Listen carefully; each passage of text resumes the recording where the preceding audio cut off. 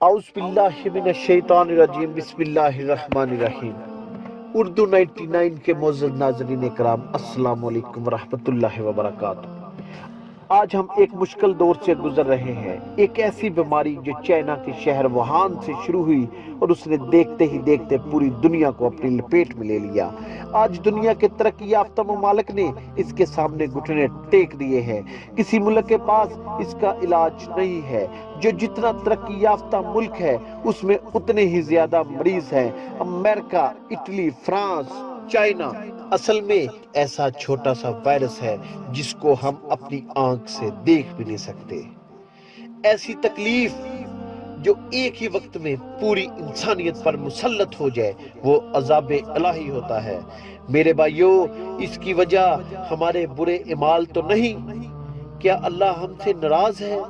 کیا اس نے پوری دنیا کی مساجد، اپنا گھر اور اپنے نبی صلی اللہ علیہ وسلم کا در پوری انسانیت کے لیے بند کر دیا؟ معزز ناظرین کرام، اس سے بچنا کیسے ہے؟ اس سے بچنے کا کیا طریقہ ہے؟ آج ہماری ویڈیو کا یہی موضوع ہے۔ اس سے بچنے کا صرف ایک علاج ہے جو کہ قرآن پاک کی سورہ انبیاء میں موجود ہے۔ آؤ ہم سارے مل کر اپنے اللہ کے حضور سجدہ ریز ہو جائیں۔ ہاں، اس کو راضی کریں جس طرح یونس علیہ السلام کی قوم نے اللہ کو راضی کیا، جس طرح حضرت یونس علیہ السلام نے خود اللہ کو راضی کیا اور اللہ نے ان سے عذاب ٹال دیا۔ کشمیر پر انڈیا نے کرفیو نافذ کیا، آج اللہ تعالیٰ نے پوری دنیا میں کرفیو نافذ کر دیا۔ آج ہر کوئی اپنے گھر سے باہر نکلتے ہوئے ڈر رہا ہے۔ آج ہر کوئی اپنے پیاروں کے جنازوں میں شرکت نہیں کر سکتا، ان کا آخری دیدار نہیں کر سکتا۔ یہ اللہ کی ناراضگی نہیں تو اور کیا ہے؟ معزز سامعین، آؤ سارے مل کر اجتماعی توبہ کریں، اجتماعی توبہ کریں، اجتماعی توبہ کریں اور اللہ تعالیٰ اور اپنے پروردگار کو راضی کریں۔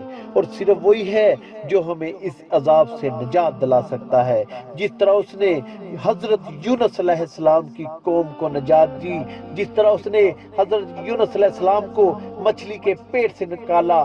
قرآن کریم میں سورہ انبیاء کی 87-88 آیات میں اس سے نکلنے کا طریقہ اللہ تعالیٰ نے بتایا ہے۔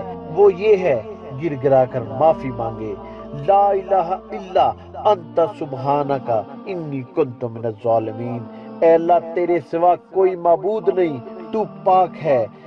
بے شک ہم نے اپنی جانوں پر ظلم کیا، ہمارے اعمال کی وجہ سے اللہ تعالیٰ نے ہمیں آزمائش میں ڈال دیا۔ اے خالق و مالک اللہ، بے شک جب ہم بیمار ہوتے ہیں تو ہی ہمیں شفا عطا فرماتا ہے۔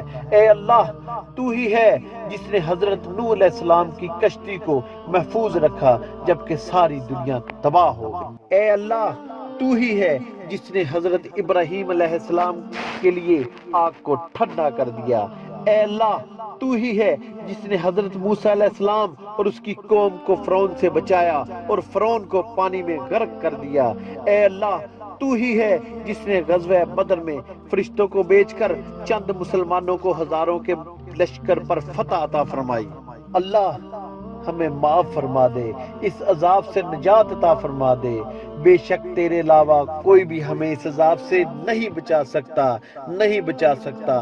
ہم تیرے آگے التجا کرتے ہیں، تیرے آگے بھیک مانگتے ہیں کہ یا اللہ، اے میرے پروردگار، ہمیں اس عذاب سے نجات دے دے، نجات دے دے، رحم کر دے۔ تو ہمارا خالق و مالک ہے۔ یا اللہ، ہمارے اوپر کرم فرما، تو ہی ہم پر کرم فرمانے کے لیے۔ میرے بھائیوں، 8 اپریل کو سارے مسلمان اپنے گھر 40 مرتبہ آیت کریمہ کی تلاوت کریں اور میرے اس میسج کو شیئر کریں۔ ناظرین کرام، آپ کو پیغام پسند آیا ہو تو میرے اس میسج کو، میرے اس چینل کو سبسکرائب کریں اور کمنٹس میں اپنی رائے سے ہمیں آگاہ کریں۔ شکریہ۔